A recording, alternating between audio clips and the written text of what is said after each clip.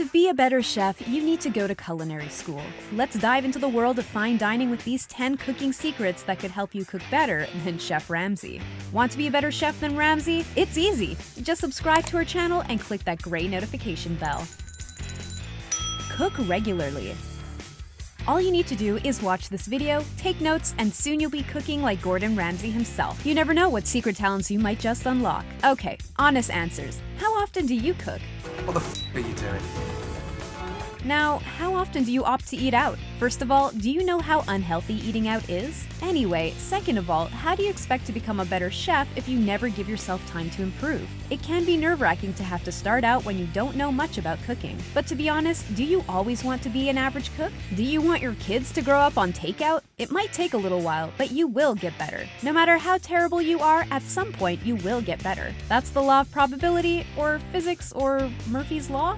It's a law, okay? The best cooks are where they are because they cook all the time. This is because they master recipes through repetition. There's no need to force yourself to cook every single day, but start doing it at least 3 times a week. You will notice that you'll get better at your usual recipes, and it is at that point that you can move on to more advanced stuff. Study the methods.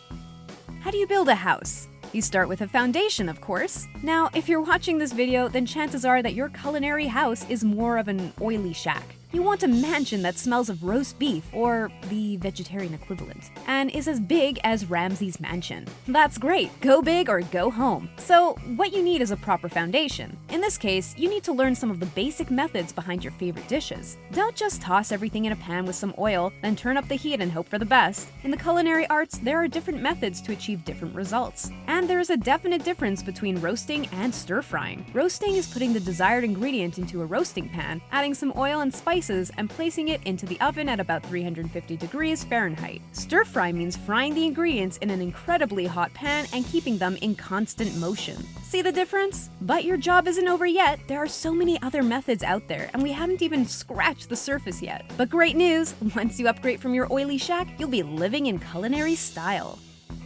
Start with what you like.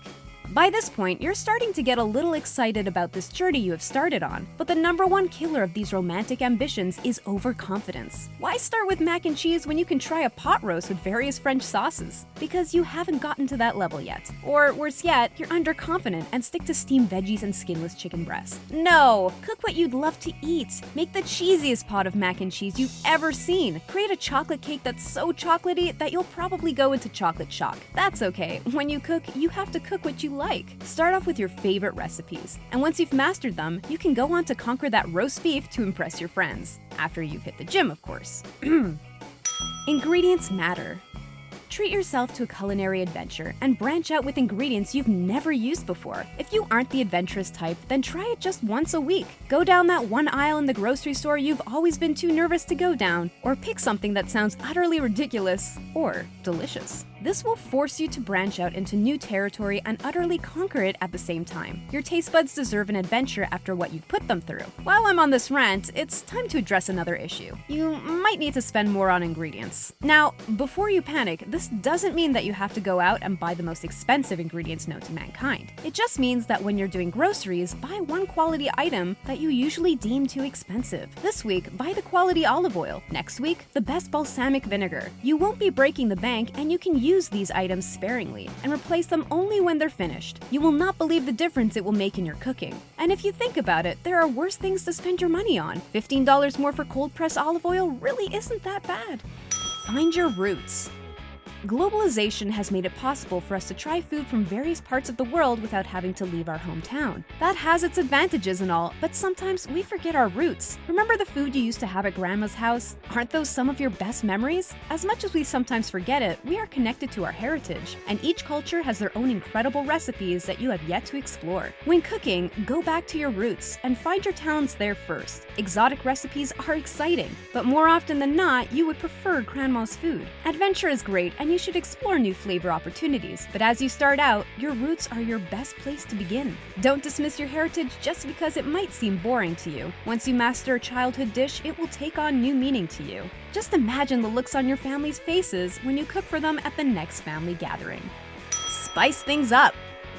Alright, you are now well on your way to becoming a master chef in your own right. But you might find yourself in a rut if you think that this is the end of your journey. You need to start thinking about spices. When you have mastered your roots and feel like something different, take a look at the spices that you are putting into your dishes. You will notice that many dishes have a spice base. Certain cultures use a unique combination of spices to get that taste you love. If you feel like mixing things up, you can always adjust the spice base, and an ordinary stew can become a Mexican feast if you get the spices right. And when you get better at cooking, you will start identifying which spices you enjoy the most and come up with your own base. There are literally hundreds of spices out there, so don't just stick to the same 3 and expect a different result. If you're not careful, all your food will start tasting the same, and no master chef wants people to say that about his food. Get the right tools.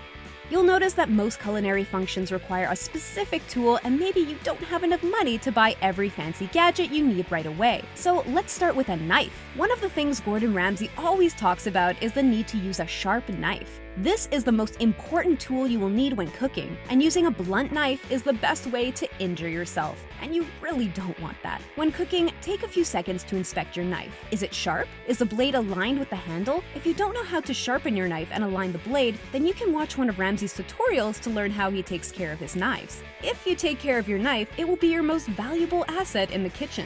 In fact, you'll get so attached to your knives, it will become a source of worry to your friends and family. It's okay to talk to them. It's okay to name them. But when they start talking back, then it's a bit of a problem. When you become better at cooking and do it more regularly, you will begin to figure out which equipment you need the most, and you can buy according to your needs.